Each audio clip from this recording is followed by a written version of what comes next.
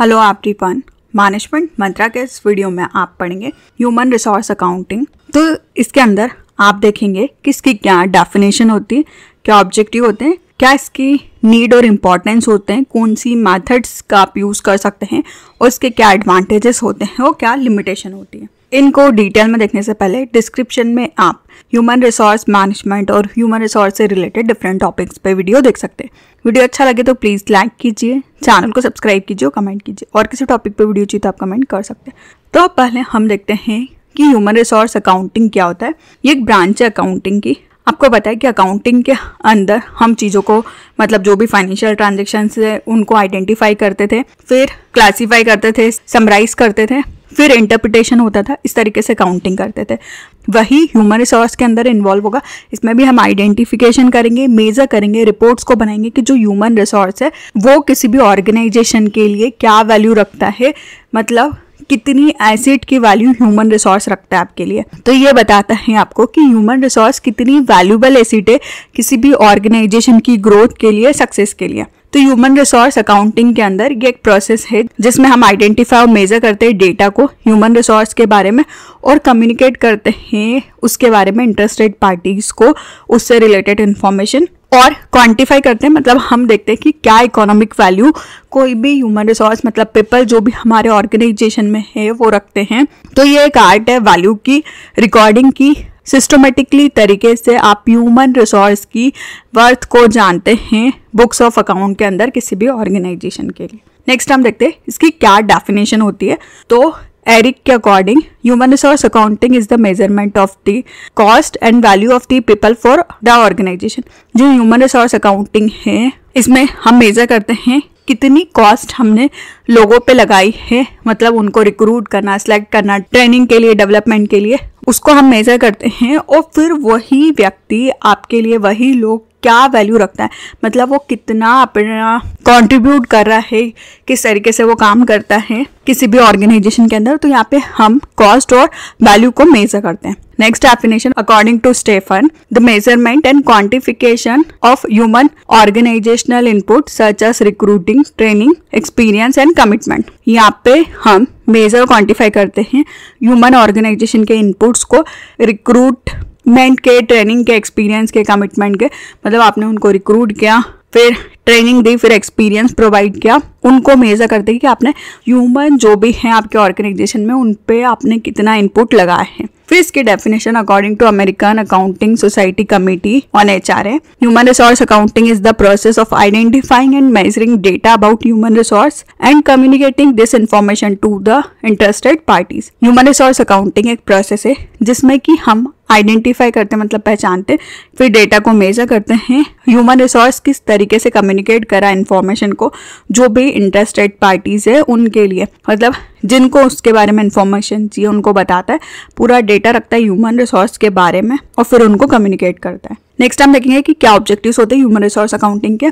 ये मैनेजमेंट में इम्प्रूवमेंट लेके आता है कि वो एनालाइज कर सकते हैं कि वो कितना इन्वेस्टमेंट कर रहे हैं या उसमें कैसे इंप्रूवमेंट लेके आना है ह्यूमन रिसोर्स के ऊपर, मतलब जो अभी तक आप ट्रेनिंग प्रोवाइड कर रहे थे वो सही दी है, नहीं दी है, उसमें कुछ चेंजेस करने, कम करना है या ज़्यादा करना है, तो आप उन प्रोग्राम्स में चेंजेस करते हैं। जो भी लोग है उसको आप एसेट की तरह कंसीडर करते हैं और जो क्वालिफाइड लोग रहते हैं, अच्छे स्किल्स नॉलेज वाले लोग, उनको अट्रैक्ट करके रखते हैं, उनको आपके ऑर्गेनाइजेशन में बना के रखते हैं। फिर हम एनालिसिस करते हैं ह्यूमन एसेट्स के बारे में और ये आपको हेल्प करता है मैनेजमेंट के प्रिंसिपल्स को आप कैसे डेवलप करेंगे, किस तरीके से आप प्रॉपरली डिसीजंस मेकिंग को लेंगे। ये आपको साउंड और इफेक्टिव बेसिस प्रोवाइड करता है ह्यूमन एसेट्स के ऊपर आप किस तरीके से कंट्रोल करेंगे और इसमें क्या चीज़ें आपको बढ़ानी है, कम करनी है, उस चीज़ के बारे में। तो ये कुछ इसके ऑब्जेक्टिव्स हैं। नेक्स्ट हम देखते हैं कि क्या नीड और इम्पॉर्टेंस होते हैं ह्यूमन रिसोर्स अकाउंटिंग के।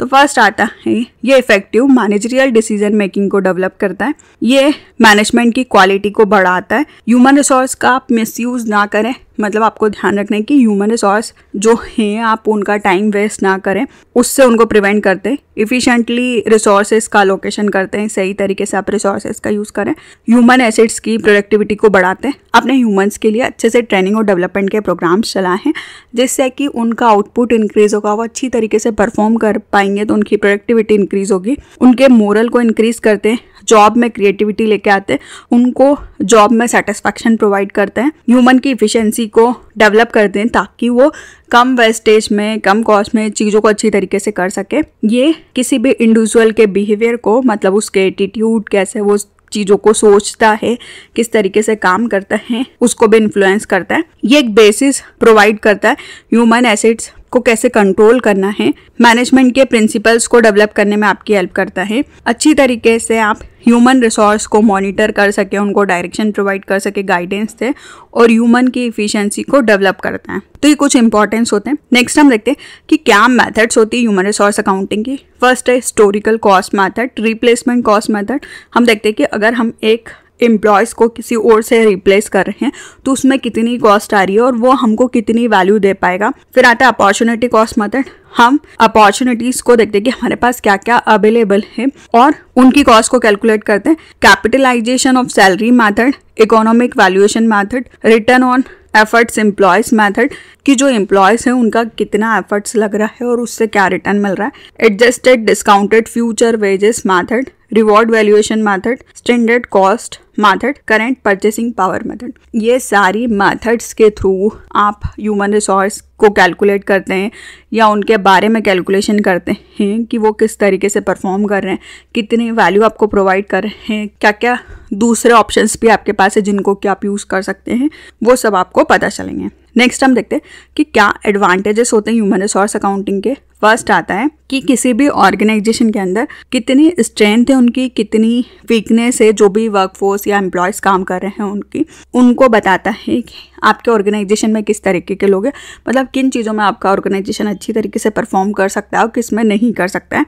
यह हेल्प करता है मैनेजमेंट को रिक्रूटमेंट प्लानिंग के लिए, मतलब लोगों को कैसे रिक्रूट करना है या कौन सी स्किल्स, एबिलिटी, कैपेसिटीज़ वाले लोगों की आपको ज़रूरत होगी। यह आपको वैल्यूबल फीडबैक प्रोवाइड करता है एचआर की पॉलिसीज और प्रैक्टिसेस के बारे में कि उनको आप और किस तरीके से अच्छा बना सकते हैं। हेल्प करता है ये इन्वेस्टर्स को कि वो कंपनी को अच्छी तरीके से जज कर सके और ह्यूमन एसेट्स उनकी स्ट्रेंथ है ये वो जान सके कि ऑर्गेनाइजेशन किस तरीके से इंडिविजुअल व्यक्ति से वो कमा रहा है। ये एक साउंड और इफेक्टिव बेसिस प्रोवाइड करता है ह्यूमन एसेट्स के कंट्रोल के लिए, और ये रिफ्लेक्ट करता है कि ऑर्गेनाइजेशन किस तरीके से कंट्रीब्यूट करता है सोसाइटी में और कैसे हम इसमें और इन्वेस्ट करके डेवलपमेंट ला सकते हैं। अब नेक्स्ट हम देखते हैं कि क्या लिमिटेशंस होती है ह्यूमन रिसोर्स अकाउंटिंग की। फर्स्ट आता है कोई स्पेसिफिक प्रोसीजर नहीं है कि आपने जो भी खर्चा किया है ह्यूमन रिसोर्स पे, जो भी कॉस्ट आई है,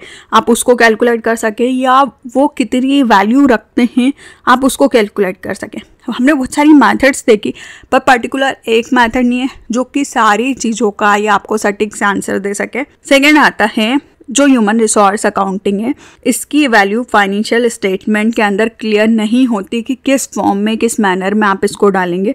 जो भी आपके कॉस्ट आ रही है या वो आपके लिए कितनी वैल्यू रखता है वो आप मेंशन नहीं कर सकते, वो फाइनेंशियल स्टेटमेंट के फॉर्मेट में नहीं आता है। नेक्स्ट आता है जो भी एम्प्लॉयज़ की वैल्यू कम होती है वो डिस्करेज हो जाते हैं, वो डिमोटिवेट फील करते हैं क्योंकि उनको लगता है कि उनकी कोई वैल्यू है ही नहीं। और नेक्स्ट आता है कि जो टैक्स का लॉ है वो ह्यूमंस को एसेट्स की तरह नहीं मानता कि ह्यूमन ऑर्गेनाइजेशन की संपत्ति है, उसको उस तरीके से नहीं देखता है। तो ये इसकी कुछ लिमिटेशंस भी होती है। तो इस वीडियो में आपने देखा कि ह्यूमन रिसोर्स अकाउंटिंग क्या होता है, इसकी definition, objective, need and importance, method, advantages और लिमिटेशन। वीडियो अच्छा लगे तो प्लीज़ लाइक कीजिए, चैनल को सब्सक्राइब कीजिए और कमेंट कीजिए, और किसी टॉपिक पे वीडियो चाहिए तो आप कमेंट कर सकते हैं। Thank you.